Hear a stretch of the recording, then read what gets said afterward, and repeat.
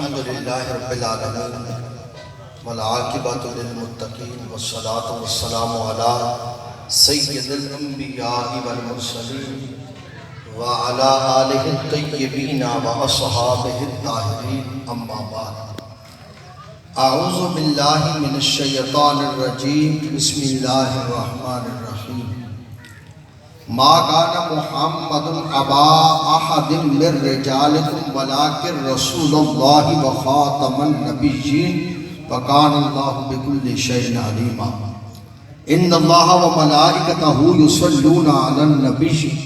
يا ايها الذين امنوا صلوا عليه وسلموا تسليما اللهم صل وسلم على سيدنا ومولانا محمد وعلى آل سيدنا ومولانا محمد وبارک وسلم وصلی علیہ الصلاة والسلام علیکہ یا سیدی یا رسول اللہ وعلا آلکہ وصحابکہ یا سیدی یا خاتم النبیین۔ جلوہ آرائی مسند صدارت صاحبزادہ والا شان عزتوں کے لائق محبت پیار الفت بانٹنے والی شخصیت نہایت ہی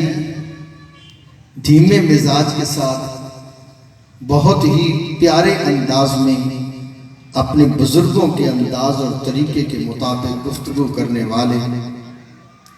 اور اس آستانے کے روح رواں صاحبزادہ حبیب سلطان صاحب دامت برکاتہم العالیہ اور آج کی اس محفل پاک کے اندر اس آستانے سے وابستہ مختلف آستانوں سے محبت کرنے والے ان آستانوں کی روح رواں جتنے بھی اکابرین جتنے بھی بزرگ آج یہاں پر تشریف فرما ہیں اور ہم سارے کے سارے جو اللہ والوں سے پیار کرنے والے ہیں، سرکار کی محبت نے ہم سب کو جمع کیا ہے۔ خدا کرے یہ محبت اسی طرح قائم رہے، اللہ اس آستانے کو آباد رکھے اور بابا جی جن کے عرص پاک کی محفل حضرت بابا جی خواجہ عمر دین چشتی نظامی رحمۃ اللہ تعالی علیہ آپ کے آستانے پر ہم جمع ہوئے، اللہ اس آستانے کو شاد رکھے آباد رکھے اور صحیح معنوں میں جو بزرگوں کا فیض تقسیم کیا جاتا ہے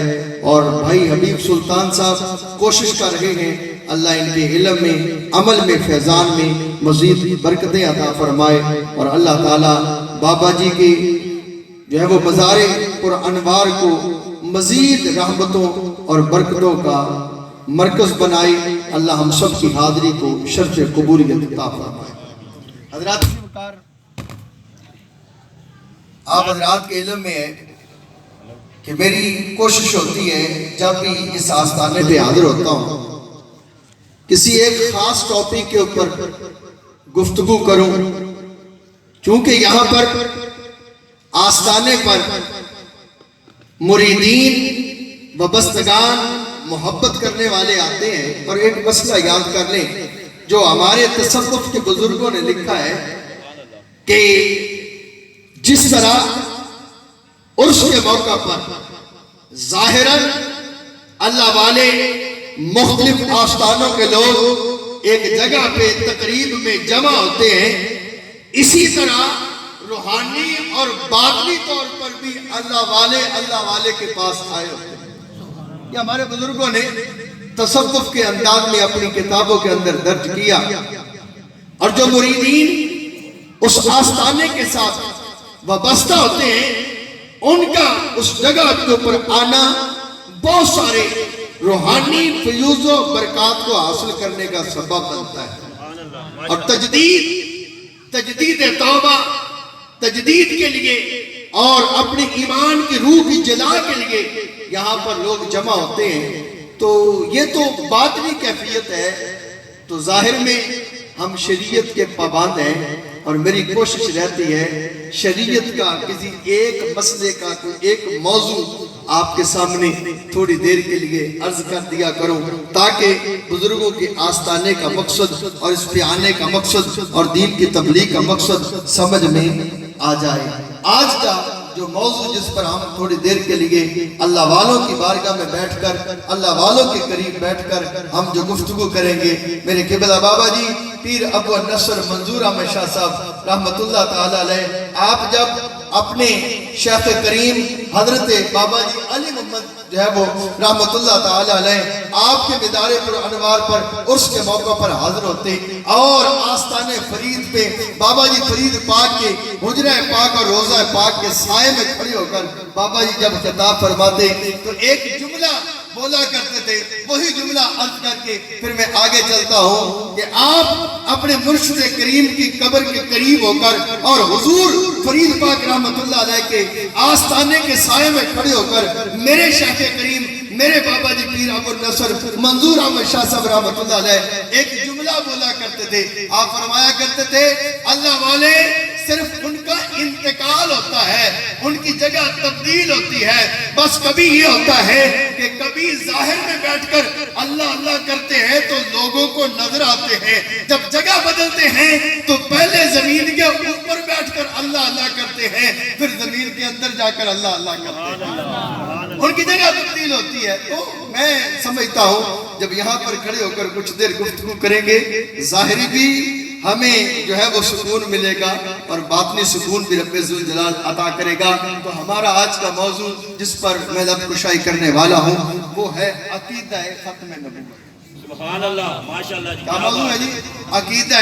ختم نبوت۔ عقیدہ ختم نبوت ہے کیا؟ اس کی تھوڑی سی آپ وضاحت اور اس کی تھوڑی سی تفصیل سمجھ لیں۔ ظاہری طور پر عقیدہ ختم نبوت یہ ہے کہ رب ذوالجلال نے انبیاء کا جو سلسلہ شروع کیا اس کا آغاز حضرت آدم علیہ السلام سے ہوا اور اس کا اختتام میرے آقا کریم صلی اللہ علیہ وسلم پر ہو گیا۔ حضور نے جب اعلان نبوت فرما دیا، سرکار نے جب اعلان نبوت کر دیا تو اللہ تعالیٰ نے جب اپنے محبوب کو بھیج دیا تو میرے مالک نے نبوت کے دروازہ جو آدم علیہ السلام سے سلسلہ شروع کیا تھا، میرے اللہ نے اس سلسلے کو قیامت تک کے لیے جو ہے وہ بند کر دیا۔ اب قیامت تک اور کوئی نبی جو ہے وہ نہیں آئے گا، اور کوئی نبی نہیں آئے گا۔ اگر میرے نبی کے بعد کوئی شخص جو ہے وہ کسی بھی انداز میں نبی ہونے کا دعویٰ کرے یا کسی اور نبی کو حضور کے بعد نبوت کے اعتبار سے، نبوت کے جاری رہنے کے اعتبار سے تسلیم کرے تو وہ بندہ مسلمان نہیں ہوگا۔ اب عقیدہ ختم نبوت کی اہمیت سمجھیں، اس عقیدے کی اہمیت کیا ہے؟ عقیدہ ختم نبوت کی اہمیت کیا ہے؟ اس کو ذرا یوں سمجھ لیجئے، ایک شخص کلمہ بھی پڑھے، لا الہ الا اللہ محمد رسول اللہ پر یقین بھی رکھے، ایمان بھی رکھے، اطاعت بھی رکھے، 5 وقت کی نماز بھی پڑھے، رمضان کے روزے بھی رکھے، حج پر بھی یقین رکھے، اگر موقع مل جائے تو کعبے کا طواف کر کے وہ عمرے بھی ادا کرے، صفا اور مروہ کی حاضریاں، اور رات کو کھڑا ہو کے وہ قیام کرے، اور دن کے وقت روزے کی حالت میں وہ ہاتھ میں تلوار لے کر وہ میدان جہاد میں اتر جائے۔ اتنے نیک اعمال کرنے والا، ساری باتوں پر یقین رکھنے والا، اگر دل کے کسی کونے میں یہ عقیدہ رکھے کہ آمنہ کے لال کے بعد کوئی نبی آ سکتا ہے تو اس کا نہ کلمہ قبول، نہ نماز قبول، نہ روزہ قبول، نہ حج قبول، نہ زکوٰۃ قبول، نہ صدقہ قبول، نہ رات کا قیام، نہ دن کا روزہ، نہ میدان کا جہاد، کوئی چیز اس کی قبول نہیں۔ اللہ جس کی بھی قبول کرتا ہے اسی کی عبادت قبول کرتا ہے جو آمنہ کے لال کو آخری نبی تسلیم کرتا ہے۔ تاجدار ختم نبوت، دونوں ہاتھ اٹھا کر بولیے، تاجدار ختم نبوت، تاجدار ختم نبوت۔ کیا بات ہے، اس پر بہت سارے دلائل موجود ہیں۔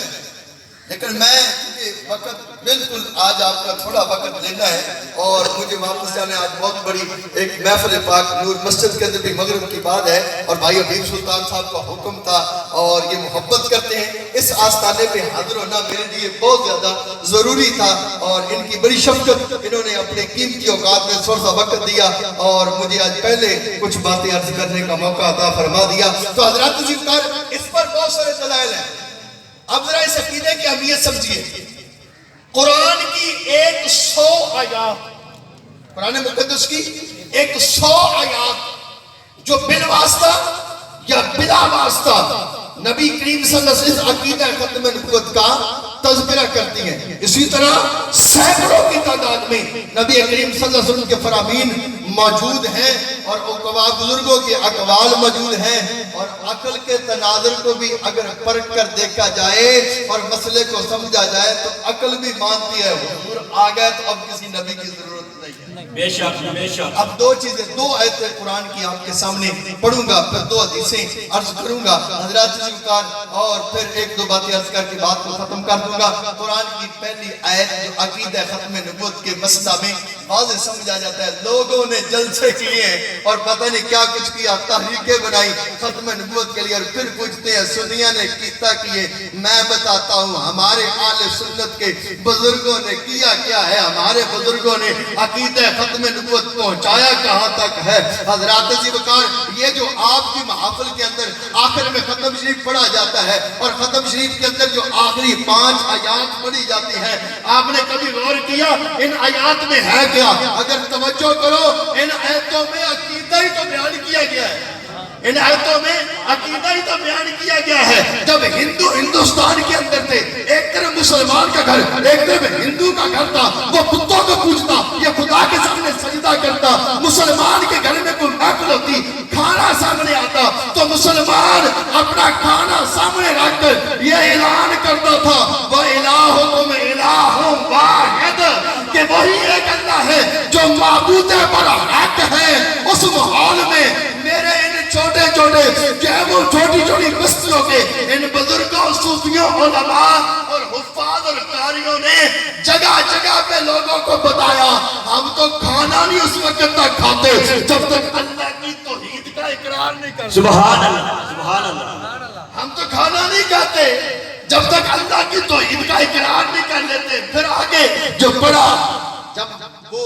فتنہ ہے وہ قادیانیت کا فتنہ اٹھا اور حضور کی ختم نبوت پر اعتراض ہوا تو پھر بزرگوں نے کہا اب یہ پڑھا کرو ما کان محمد ابا احد من رجالکم. اور آج تک ابھی ختم جی پڑھا جائے گا, قاری صاحب پڑھیں گے اور ہمارے تو بچے کو یہ یاد ہے. جب تک یہ آیت پڑھی نہ جائے ہم سمجھتے ہیں ہمارا تو ختم ہی مکمل نہیں ہوا. ایسا ہے یا نہیں؟ جب تک یہ آیت پڑھی نہ جائے, جب تک ہم پاک نبی کے نام پر انگوٹھے چومنا نے ختم نبوت کا تجدید نہ کرنے اور عہد نہ کرنے, ہمارا تو کام پورا نہیں ہوتا. رب نے فرمایا کیا اس آیت کے اندر, آج بھی سنیں گے پھر مزہ آئے گا. ما کان محمد ابا احد من رجالکم ولکن رسول اللہ. فرمایا محمد صلی اللہ علیہ وسلم تم مردوں میں سے کسی کے باپ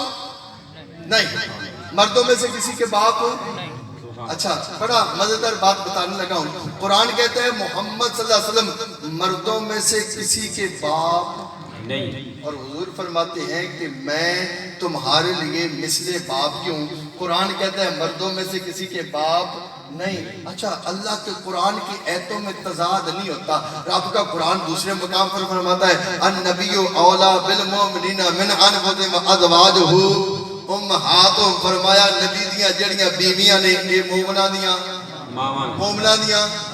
نبی باپ نہیں تے نبی دیاں بیویاں مومنہ دیاں ماما.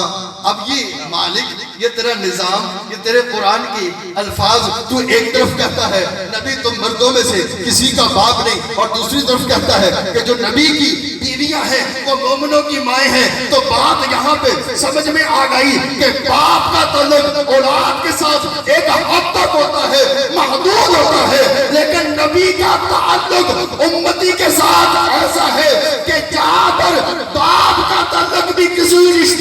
پہنچتا نہیں ہے, سارے رشتے جہاں پہ جواب دیتے ہیں نبی وہاں پر امتی کے ساتھ تعلق نبھاتا ہے. نعرہ تکبیر नाराए रिसालत, नाराए हैदर। वलाकिन रसूल अल्लाह, अल्लाह के रसूल है। मालूम चला कि बाप का ताल्लुक औलाद के साथ कम है, नबी का ताल्लुक जो है वो उम्मती के साथ ज्यादा है। वलाकिन रसूल व खातमुन नबिय्यीन, रसूल और खातमुन नबिय्यीन है। अब यहाँ पर लोगों ने धोखा देने की कोशिश की। मैं इधर उधर नहीं देता कि ये लोग क्या कहती है, मैं तो हुजूर का एक फरमान सुना देता हूँ। हुजूर ने खातमुन नबिय्यीन की वजाहत खुद फरमाई। मेरे आका फरमाते अना खातमुन नबिय्यीन, मैं खातमुन नबिय्यीन हूँ। हुजूर खातमुन नबिय्यीन कहते किसे हैं? फरमाया ला नबिय्या बादी, खातमुन नबिय्यीन वो होता है जिसके बाद और कोई नबी ना हो। खातमुन नबिय्यीन वो होता है जिसके बाद और कोई नबी ना हो। एक आयत ये हो गई। अब कुरान की दूसरी आयत सुनिए। अल्लाह फरमाता है अल यौमा अकमलतु लकुम दीनकुम व अतममतु अलैकुम निअमती व रदीतु लकुमुल इस्लाम दीना। हज के मौका पर जिब्रील आए अल्लाह का कुरान लेकर, पाक नबी के सामने अल्लाह का कुरान पढ़ा गया। रब ने फरमाया अल यौमा, 9 ज़िलहज है, अरफे का दिन है, मेरे मुस्तफा हज के मौका पर जिब्रील आए, कुरान की आयत निकली और हजरत जुमे का दिन है। हजरत उमर से किसी ने, यहूदी ने कहा था अगर ये कुरान की आयत जो तुम्हारे कुरान के अंदर है अगर हमारी किसी किताब में होती हम उस दिन को ईद का दिन करार देते। हजरत उमर ने कहा था तुम्हें नहीं पता जिस दिन ये आयत उतरी थी ये हमारे लिए ईद का दिन है, क्यों उस दिन जुमा भी था और यौम अरफा भी था और ये कुरान की आयत आई। मेरे रब ने फरमाया आज के दिन हमने दीन को मुकम्मल कर दिया, हमने दीन को और अपनी नेमत को पूरा कर दिया। अल-यौमा अकमलतु लकुम दीनकुम व अतममतु अलैकुम निअमती, हमने अपनी नेमत को आज के दिन पूरा कर दिया। अब नेमत क्या है? नेमत क्या है? विलायत भी नेमत है, विलायत भी नेमत, दौलत भी नेमत, इज्जत भी नेमत, कभी ज़ाहिरी नेमतें कभी बातनी नेमतें। अल्लाह की नेमतों में सबसे बड़ी नेमत नबी होना है। अल्लाह की नेमतों में सबसे बड़ी नेमत नबी होना है। अब नबूवत का सिलसिला मेरे मालिक ने जो चलाया, अल्लाह ने अंबिया को भेजा, वो नेमत थी। आदम अलैहिस्सलाम के लिए नबूवत नेमत है, शीशा अलैहिस्सलाम के लिए नेमत है, नूह अलैहिस्सलाम के लिए नेमत है, इब्राहीम अलैहिस्सलाम के लिए नेमत है, इसहाक अलैहिस्सलाम के लिए नेमत है, इस्माइल अलैहिस्सलाम के लिए नेमत है, याकूब अलैहिस्सलाम के लिए नेमत है, यूसुफ अलैहिस्सलाम के लिए नेमत है, मूसा अलैहिस्सलाम के लिए नेमत है, ईसा अलैहिस्सलाम के लिए नेमत है। लेकिन नेमत चलती रही, चलती रही। जब आमिना का लाल दुनिया में तशरीफ ले आया, फिर अल्लाह ने ऐलान किया अब नेमत पूरी हो गई। सुभान अल्लाह, अब नेमत पूरी हो गई, अब नेमत पूरी हो गई। फरमाया आज के दिन नेमत पूरी हो गई। अब यहाँ पर एक हदीस पाक आपके सामने अर्ज करता हूँ। हुजूर फरमाते हैं मेरी मिसाल और मुझसे पहले जो अंबिया की मिसाल ऐसे है जैसे किसी बंदे ने एक मकान बनाया। क्या बनाया? मकान बनाया। हुजूर फरमाते हैं मेरी मिसाल और मुझसे पहले अंबिया की मिसाल ऐंजे जिमें किसी ने बनाया एक मकान, फ़अहसनहु व अजमलहु, उन्हें उस मकान को बड़ा सजाया, बड़ा सोहना उस मकान को सजाया। हुण लोग आउंदे ने ते आते उस मकान को देखते ने। नाराए तकबीर, नाराए रिसालत, नाराए हैदर। अल्लाह मोहम्मद 4 यार हाजी ख्वाजा मुज़फ़्फ़री, अल्लाह मोहम्मद 4 यार हाजी ख्वाजा मुज़फ़्फ़री। जनाब साहब ज़ादा वाला शान वली अहल सजादा ख्वाजा ख्वाजा मोहम्मद अनवर साहब चिश्ती निज़ामी मददिल्लाहुल आली आबाद पतन शरीफ सजादा नशीन दरबार आलिया ख्वाजा खाजगान ख्वाजा फखरुद्दीन फखरी सरकार रहमतुल्लाह अलैह उन्हां दे सजादा नशीन साहबजादा वाला शान वली है सजादा नशीन साहबजादा मोहम्मद अनवर चिश्ती निज़ामी मददिल्लाहुल आली आज इस सूफी उमरदीन चिश्ती निज़ामी रहमतुल्लाह अलैह के नामे सालाना उर्से पाक के तकरीबात में आपकी खुसूसी आमद में आपको दिल की अता कराइयों से शामिल कहते हैं और सभी लोग तशरीफ रखें, बड़ी मेहरबानी होगी। बुजुर्गों की आमद का सिलसिला शुरू है, तो अभी इंशाल्लाह ये हदीस पाक मुकम्मल करके मैं बात को ख़त्म करता हूँ। हज़रात बस ये आखिरी हदीस पाक अर्ज करके बात को मुकम्मल करता हूँ। ٹائم بھی کافی ہو چکا ہے حضرات عزیز کار میرے آقا فرماتے ہیں میری مثال اور مجھ سے جو پہلے انبیاء ہیں ان کی مثال ایسے ہے جیسے کسی نے ایک گھر بنایا ایک مکان بنایا فَأَحْسَنَهُ وَأَجْمَلَهُ اس نے اس مکان کو خوب سجایا خوب سونا بنایا لیکن اس مکان میں ایک اینٹ کی جگہ اس نے خالی چھوڑ دی لوگ آتے ہیں مکان کی خوبصورتی کو دیکھتے ہیں اور اس کی خوبصورتی کے اوپر لوگ تعجب کرتے ہیں لیکن جب لوگوں کی نگاہ اس اینٹ پر پڑتی ہے تو پوچھتے ہیں یہ اینٹ کیوں نہیں لگائی گئی تو فرمایا میں ہی وہ اینٹ ہوں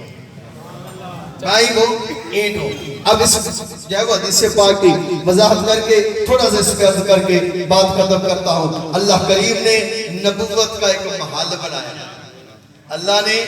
نبوت کا ایک محل بنایا اس کو بڑا خوبصورت سجایا اس میں مختلف قسم کی نبوت کے اس محل میں نبیوں کی صورت میں میرے رب نے اینٹیں لگائی اور ان اونٹوں میں جب لوگ جو ہے وہ اینٹیں لگتی رہی محل بنتا رہا آدم علیہ السلام سے یہ سلسلہ شروع ہوا جناب سیدنا عیسیٰ علیہ السلام تک وہ سلسلہ آتا رہا ایک پیغمبر کے بعد دوسرا دوسرے کے بعد تیسرا تیسرے کے بعد چوتھا پیغمبر اپنی اپنی باری پر دنیا میں تشریف لاتے رہے اللہ کی توحید کی بات کرتے رہے نصیحت لوگوں کو کرتے رہے لوگوں کو اللہ کی وحدت کی طرف بلاتے رہے لوگوں کو مالک کی بارگاہ میں لوگ جو ہے وہ جھکاتے رہے اب وہ سلسلہ چلتا رہا نبوت کا محل بنتا رہا جناب عیسیٰ علیہ السلام جب دنیا میں آئے جتنا دیر مالک نے چاہا جناب عیسیٰ علیہ السلام اس دنیا میں موجود رہے پھر اللہ کے حکم سے جناب عیسیٰ علیہ السلام کو آسمانوں پر زندہ اٹھا لیا گیا وما صلبوہ وما قتلوہ نہ حضرت عیسیٰ کو جو ہے وہ صلیب پر چڑھایا گیا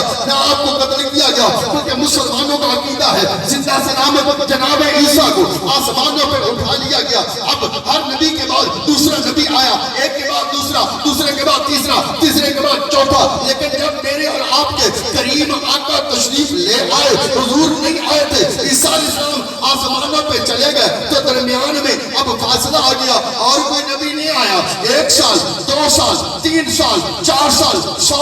200 300 400 500 پونے 600 سال تک درمیان میں کوئی پیغمبر نہیں آیا اب درمیان میں جو پہلے آ گئے وہ اللہ کی 3 کتابیں آ چکی ہیں تورات آ گئی زبور آ گئی انجیل آ گئی صحیفے آ گئے تعلیمات آ گئی اب لوگ دیکھتے ہیں رب نے سب کچھ بیان کر دیا جب اللہ کا پیغام پڑھتے ہیں تو اس محل کے اندر بڑی خوبصورت اینٹیں نظر آتی ہے کہیں پہ حضرت آدم نظر آئے کہیں پہ حضرت نوح نظر آئے کہیں پہ حضرت شیش نظر آئے کہیں پہ حضرت ابراہیم نظر آئے کہیں پہ حضرت داؤد نظر آئے کہیں پہ حضرت سلیمان نظر آئے کہیں پہ حضرت صالح علیہ السلام نظر آئے کہیں پہ موسیٰ علیہ السلام نظر آئے کہیں پہ خوش الحال پیغمبر ہے کہیں پہ حسن والے پیغمبر ہے کہیں پر کوئی نبی نظر آتا ہے کتابیں پڑھتے ہیں لوگوں کی نظر کبھی آدم پہ جاتی ہے کہتے ہیں بڑا سونا ہے کبھی نظر نوح پہ جاتی ہے کہتے ہیں بڑا سونا ہے کبھی شیش پہ جاتی ہے کہتے ہیں بڑا سونا ہے کبھی داؤد پہ جاتی ہے کہتے ہیں بڑا سونا ہے سلیمان پہ جاتی ہے کہتے ہیں بڑا سونا ہے یوسف کو دیکھتے ہیں حسن یوسف کو دیکھتے ہیں فریفتہ ہو جاتے ہیں کمال کے انبیاء تھے لیکن پہلی کتابوں نے بات چھپا کے نہیں رکھی تھی جو آ گئے